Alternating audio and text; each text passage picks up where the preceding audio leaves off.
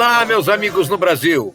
Olá, meus amigos em todos os lugares aonde chega este noticiário. Novamente com vocês, Marcos Iskind, falando da linda e florida cidade de Holon.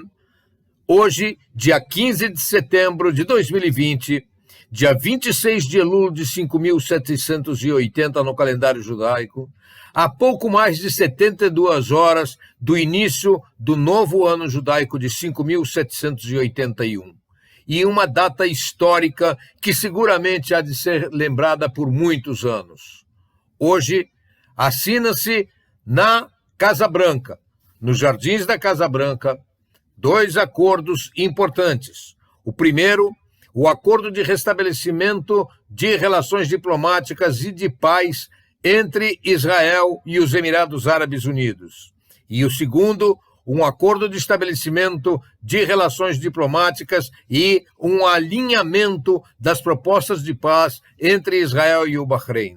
A proposta final de paz entre Israel e o Bahrein não será assinada hoje, porque o Bahrein apenas na última sexta-feira informou da sua intenção de assinar o acordo, mas os detalhes finais entre as duas delegações ainda não foram estabelecidos por falta absoluta de tempo.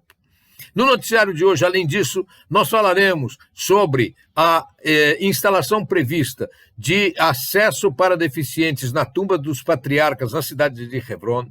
Falaremos sobre as críticas palestinas ao acordo entre Israel e os Emirados Árabes Unidos, por um lado, e Bahrein por outro. Falaremos também sobre as mudanças que estão acontecendo já em Abu Dhabi e falaremos também, infelizmente, sobre a volta do confinamento. O Israel é o primeiro país no mundo a criar um segundo confinamento por causa do Covid-19, o coronavírus. O ministro de Estado de Cooperação Internacional dos Emirados Árabes Unidos, aliás, a ministra Rima El-Hashimi, disse à CNN que o acordo entre Israel e os Emirados Árabes é um acordo histórico e uma indicação de que há uma nova narrativa de esperança e prosperidade quando existe diálogo e debate. Diz ela que a causa palestina continuará no centro das preocupações dos Emirados Árabes Unidos, uma vez que eles têm o direito a uma vida digna, fato com que, sem dúvida, esse que vos fala também concorda. No entanto, eles acreditam que é necessário focar na tolerância religiosa e na coexistência entre muçulmanos, cristãos e judeus, que isto passa a ser algo importante no diálogo futuro no Oriente Médio. Disse ela ainda, nós temos uma visão diferente sobre do que diversos outros países do mundo árabe e sobre o que ocorre no Oriente Médio. Nós queremos que esta região, que é habitada principalmente por jovens, pare de carregar a bagagem pesada do passado e que sejam capazes de forjar um novo futuro, disse Hashimi.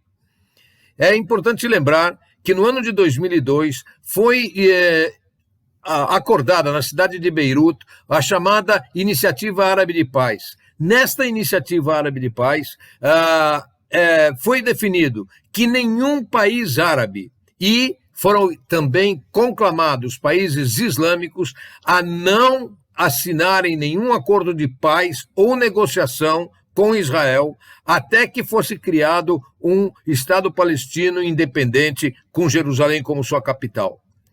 A autoridade palestina recebeu o direito de vetar toda e qualquer negociação entre países árabes e Israel.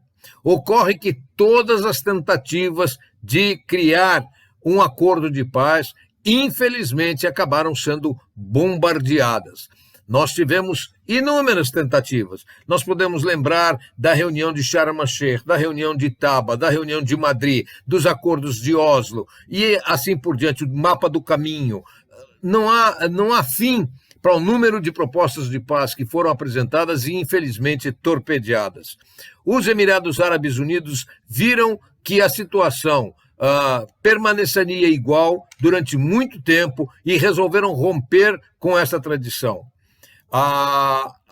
o Estado de Bahrein, na última sexta-feira, juntou-se aos Emirados Árabes Unidos na assinatura de um projeto de paz e cooperação e relações diplomáticas com Israel. Houve, por parte das autoridades palestinas, uma violenta condenação ao acordo de normalização entre os Emirados Árabes Unidos e Israel, e, aparentemente, essa postura começa a sofrer algumas mudanças. Os palestinos convocaram uma reunião de urgência para condenar a ação dos Emirados Árabes Unidos, com uma proposta, inclusive, de expulsar os Emirados Árabes Unidos da Liga Árabe ou, no mínimo, suspendê-los.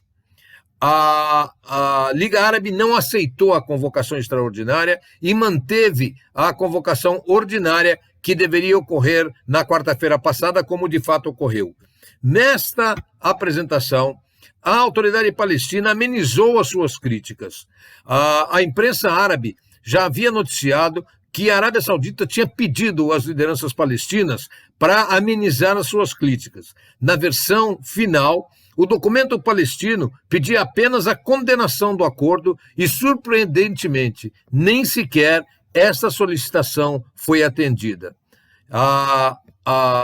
O ministro do Exterior da autoridade palestina, Riyad Malki, disse durante a reunião que ocorreu por videoconferência que o acordo feito entre os Emirados Árabes Unidos e Israel reconhecia Jerusalém ocupada como território israelense. Malki disse ainda que a normalização significaria a aceitação do acordo do século oferecido pelo presidente Trump, que já tinha sido rejeitado pela autoridade palestina e por países árabes.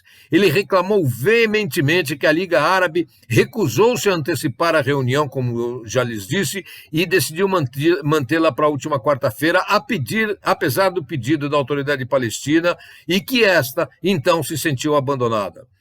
No entanto, o secretário-geral da Liga Árabe, Ahmed Abul-Gheit, insistiu que o Plano de Árabe de 2002 continua sendo apoiado pela Liga Árabe e pede um Estado palestino nas fronteiras de 67. No entanto, rejeitaram qualquer condenação ao Bahrein e o pedido palestino foi abandonado.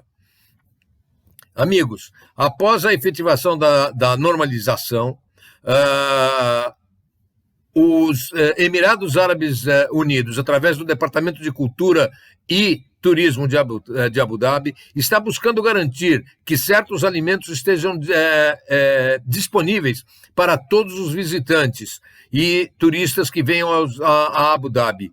Portanto, foi emitida uma diretiva para que todos os estabelecimentos hoteleiros incluam a opção de comida kasher nos seus menus de serviço e também nos serviços de quarto e em todos os pontos de venda de alimentos e bebidas em seus estabelecimentos.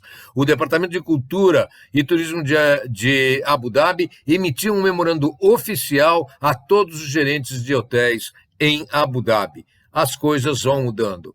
Também é importante assinalar que as escolas de todos os 7 Emirados que compõem os Emirados Árabes incluem, a partir do ano letivo, que se inicia agora em setembro, o estudo das relações entre Emirados Árabes e Israel, trazendo uma mensagem de paz a todos os alunos do 1º até o 12º ano de escola, um fator importantíssimo para a criação de um ambiente de paz no futuro. Amigos, eu também gostaria de lhes dizer que Israel revela planos de instalação de um elevador para deficientes na tumba dos patriarcas na cidade de Hebron, e isto causa furor na autoridade palestina. Os líderes palestinos descreveram os planos de Israel de instalar o acesso para cadeiras de rodas na tumba dos patriarcas como equivalente a iniciar uma guerra religiosa na região e no mundo e um crime de guerra, e pediram uma terceira intifada em resposta. As mudanças seriam para tornar o site mais acessível, tanto para os judeus que visitam as tumbas dos patriarcas, como para os muçulmanos que visitam a mesquita anexa a ela. Em 2019, os políticos israelenses revelaram um plano para instalar um elevador no local em Hebron. O local é conhecido como Caverna dos Patriarcas para os judeus e como Mesquita Ibrahim para os muçulmanos. Para os judeus, o lugar é o sepultamento dos patriarcas judeus, Abraão, Isaque e Jacó, e das matriarcas, Sara, Rebeca e Leia. Os muçulmanos reverenciam Abraão como pai de Ismael e fundador da sua religião e, portanto, também tem o lugar como sagrado. No entanto, aparentemente, a mera instalação de um elevador para que deficientes possam chegar ao local sagrado, infelizmente, também é motivo para revolta. Amigos, dentro de 72 horas, um pouco mais, os judeus estarão entrando no novo ano 5781. A tradição judaica do Ano Novo é bem diferente do Ano Novo Civil, um momento não de festas, bailes, bebedeira. Ao contrário, o Ano Novo judaico é basicamente espiritual. O Ano Novo judaico começa no anoitecer do dia 29 de Elul, dia 1º de Tishrei, e o processo é um processo de 10 dias. Os 2 primeiros dias são o Ano Novo. Durante esses 2 dias são feitas 4 orações a cada um dos dias. A oração da noite, que o dia judaico sempre se inicia ao anoitecer. Na manhã, a oração matinal, logo depois da leitura pública da Bíblia, há então a oração chamada de Musaf, a oração de acréscimo, e à tarde a oração do entardecer. À noite começa o novo dia e, novamente, essas 4 orações. Os judeus, durante esse período, devem fazer uma grande introspecção. Essa introspecção, basicamente, se refere a, em primeiro lugar, analisar os nossos feitos do passado, tanto os bons feitos como os mal feitos, e reparar os mal feitos. Então, o processo de reparação é um processo muito definido na religião judaica. Em primeiro lugar, é preciso reconhecer que nós erramos. Em segundo lugar, é necessário, uma vez reconhecido como erramos, nos arrependermos destes erros. Mas não é suficiente isso. É necessário também tomar a decisão que, caso ocorra a mesma situação no futuro, a nossa reação será diferente em relação ao pecado, ou seja, não pecaremos. Se este processo é um processo correto, digno, verdadeiro de introspecção, nossos pecados entre o homem e Deus são perdoados. Quais são os pecados entre o homem e Deus? São aqueles pecados tais como comer alimentos impuros, desrespeitar as datas sagradas, misturar alimentos que não podem ser misturados, enfim, todas aquelas leis religiosas que dizem respeito à relação do homem com seu Deus.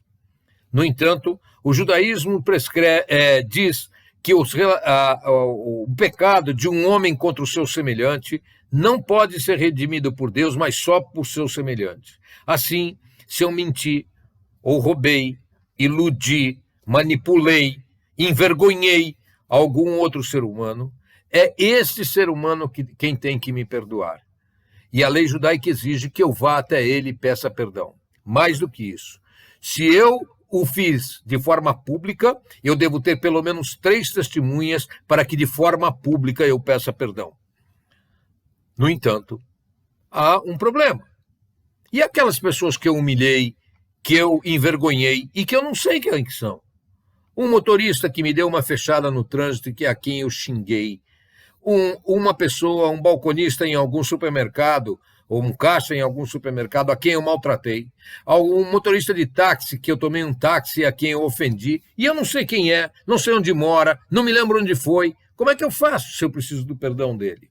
O judaísmo, então, diz que é possível se juntar 3 homens maiores de idade, de dignidade reconhecida na comunidade, éticos, e frente a eles fazer uma oração que inclui todos os tipos de pecado entre o homem e seu semelhante, conhecidos por mim ou desconhecidos por mim, e pedir a eles que me deem o perdão em nome daqueles que eu não sei a quem pedir, que eu estou impedido de pedir a eles por motivos de distância, seja lá o que for, ou Deus me livre, porque eles já tenham falecido.